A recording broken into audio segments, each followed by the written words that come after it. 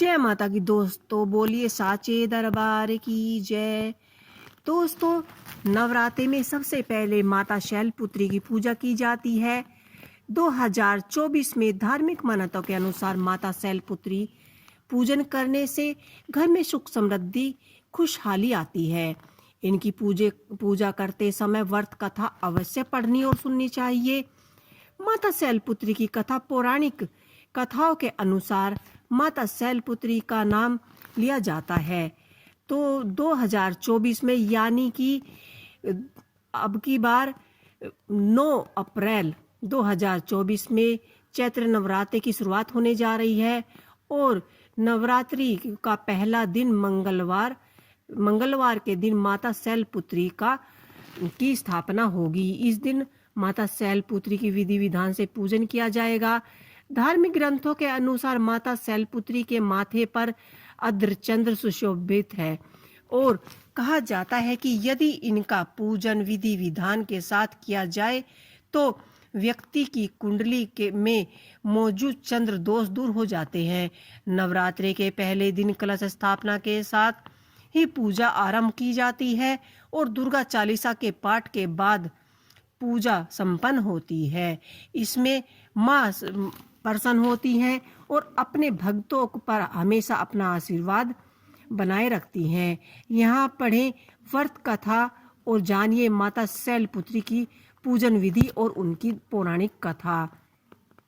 माता शैलपुत्री की कथा नवरात्रि के पहले दिन ही की जाती है। पौराणिक कथाओं के अनुसार माता शैलपुत्री का दूसरा नाम सती भी है। एक बार प्रजापति दक्ष ने यज्ञ का निर्माण किया और इस यज्ञ में सभी देवी देवताओं को निमंत्रण भेजा गया, लेकिन भगवान शिव को निमंत्रण नहीं भेजा। देवी सती को उम्मीद थी कि उसके पास भी निमंत्रण जरूर आएगा, लेकिन निमंत्रण न आने पर वह बड़ी ही दुखी हुई। वह अपने पिता के यज्ञ में जाना चाहती थी, लेकिन भगवान शिव ने उन्हें साफ इनकार कर दिया।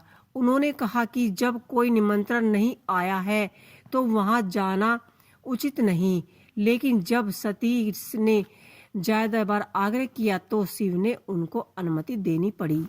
प्रजापति दक्ष के यज्ञ में पहुंचकर सती को अपमान महसूस हुआ।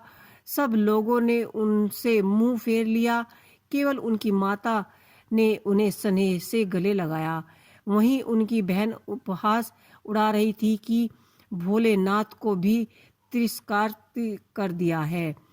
खुद प्रजापति दक्ष भी माता सती का अपमान कर रहे थे। इसी प्रकार अपमान सहन न करने पर सती अग्नि में कूद गई और अपने प्राण त्याग दिए। जैसे ही भगवान शिव को इस बात का पता चला तो वे क्रोध में भर गए और पूरे यज्ञ को ध्वस्त कर दिया। इसके बाद सती ने हिमालय के यहाँ पार्वती के रूप में जन्म लिया और जहाँ उनका नाम शैलपुत्री पड़ा।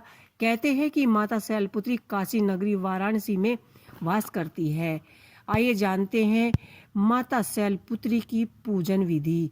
श्राद्ध नवरात्रि हो या चैत्र नवरात्रि हो, तो चैत्र नवरात्रि के पहले दिन माता शैलपुत्री का पूजन किया जाता है।